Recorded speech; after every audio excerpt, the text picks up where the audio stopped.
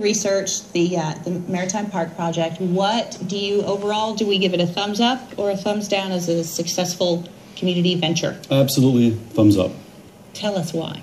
I think it is a very positive story for 3 reasons. First of all, it is a huge source of civic pride for us. We had a vacant lot that sat there for decades. It was an eyesore. You couldn't see the water. And now we have a beautiful stadium that many people in our community can feel very proud of. Second reason is the story of the park and how it came to be is one of persistence and overcoming disappointments and obstacles time after time. And it really demonstrates the visionary civic leadership that we have here in Pensacola going back decades.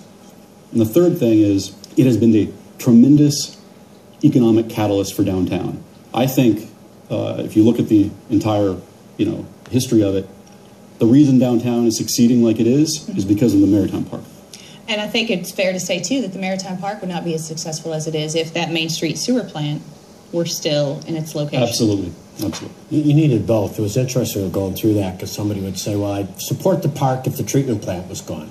And then, of course, the treatment plant gone, they'd say, well, I'd support the park if we had affiliated baseball. So some people just weren't going to support it. And to be in totally open, we're funding the work that Brian is leading because we wanted to say, Rishi and I wanted to say, learn from this. We think there's some things that could have gone better. I personally do. I think the master development thing certainly didn't help. The legal fees that came with the master development, UWF pulling out didn't help. So there's certainly a lot of things that didn't work out the way we wanted it to, but I think you have to learn from those things because they happen. So we asked Brian, you just go in, look over the records, talk to as many people as you want, and give an objective viewpoint of a study. And this will be done about when do you look at wrapping this up? Oh, by the end of the year. End of the year, and then we'll have it on ProgressPromise.com, of course. What, Brian, what were did you find a couple of key points that could have done better? I think Quint hit on them just now.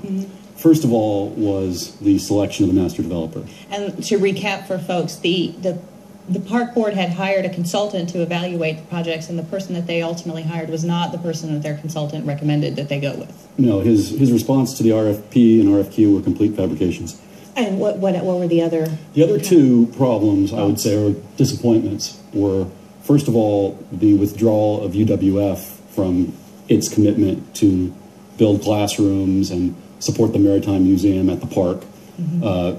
This was due in part to economic factors. Sure. A lot of funding dried up at the state level. And also when John Kavanaugh left, the momentum at the university for having a downtown presence just wasn't as strong. Yeah, and that just happens. I mean, that's a different strategy, and it's just the way it works. And I think UWF was going to run the amphitheater at the time, too, which might have been helpful. And the last thing I would say is just the duration. I mean, when you look at it, I've talked to dozens of people who are instrumental, and I've reviewed thousands of documents. And what's astonishing is the amount of time that people spent over the course of years to get this done. Thousands of hours. And volunteer, by the way. It was all volunteer. No one got paid for it. Talk about the vacant land there, because, that's been vacant now for over 3 years. And if they're going to ever get revenue out of the park, now you have our office building, which is going to pay $100,000 in lease fees, $300,000 a year in property tax, and $16 million in building investment and 250 people downtown. You got the Beck building, but there's still empty land. Has the city put any of that on the market yet? Well, last year I chaired the URAC committee, and we spent hundreds of hours, but nothing in comparison to what was spent on the Maritime Park, looking at ways to improve downtown. And one of our key recommendations was the city needs to start marketing these vacant parcels, starting with the Maritime Park, because they're the ones that are shovel ready. Because even today, we found this out with the Y, it's a little bit confusing. Yeah. Well, Brian, I'm looking forward to your report. You got URAC coming back, and I know you're going to hear more about that. We'd like to have you in an upcoming show, if you don't mind. Thank you for having me. And thank you for your community leadership. Thank you for yours. We'll have more in just a few minutes. Please stay with us.